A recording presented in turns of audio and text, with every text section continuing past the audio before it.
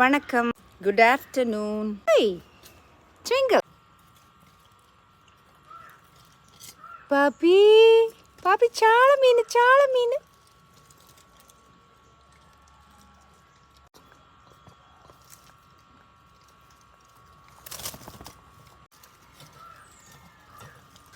பாப்பி சாப்பிட்டாச்சு. நீ சிம்பாக்கும் ட்விங்கிளுக்கும் சாப்பாடு வைக்கணும்.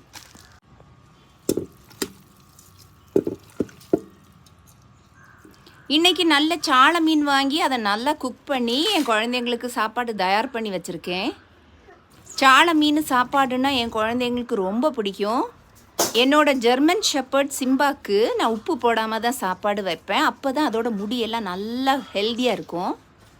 என் தோட்டத்தில் புதுசாக 2 ஜெரிபரா அழகாக பூத்துருக்கு. ஒரு ரெட் கலர், அப்புறம் ஒரு ஆரஞ்சு கலர். வெஜிடபிள்ஸை நிறைய நட்டு வச்சுருக்கிறேன். தக்காளியில் புதுசாக 2 காய் வந்திருக்கு. அதே மாதிரி வெண்டைக்காயிலையும் காய் வந்திருக்கு. ரோஜா செடியில் பயங்கரமாக கேடு வந்திருக்கு. அதனால் நான் மருந்தெல்லாம் தளித்து செடியை எல்லாம் சேர்த்து ஒரு ஓரமாக வச்சுருக்கேன். புஷ் பெப்பர் செடியில் நிறைய காய்கள் பழுத்துருக்கு. அதெல்லாம் பறிக்கலாம். நான் ஏற்கனவே புஷ் பெப்பர் செடியிலேருந்து அறுவடை பண்ணி வீடியோ போட்டிருந்தேன். நீங்கள் பார்த்துருப்பீங்கன்னு நம்புகிறேன்.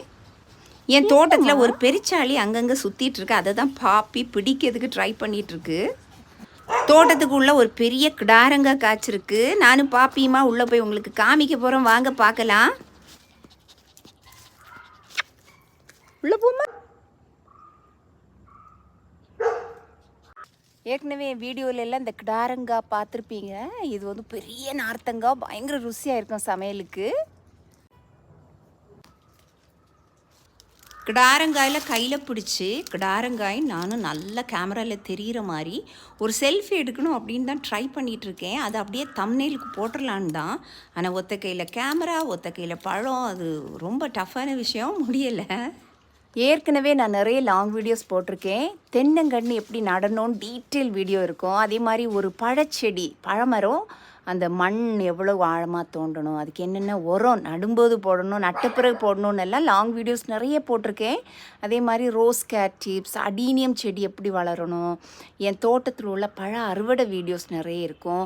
ரோஜா செடிக்குள்ள மண் கலவை, உரங்கள், அதுக்கு தேவையான பெஸ்டிசைட்ஸ், இது எல்லாமே டீட்டெயில் வீடியோ போட்டிருக்கேன். நிறைய பேர் அதை பார்க்கல. தயவுசெய்து அதை பாருங்கள். அதே மாதிரி என்னோட யூஸ்ஃபுல்லான வீடியோவும் உங்கள் ஃப்ரெண்ட்ஸுக்கும் ஷேர் பண்ணுங்கள். என் சேனலை சப்ஸ்கிரைப் பண்ணுங்கள்.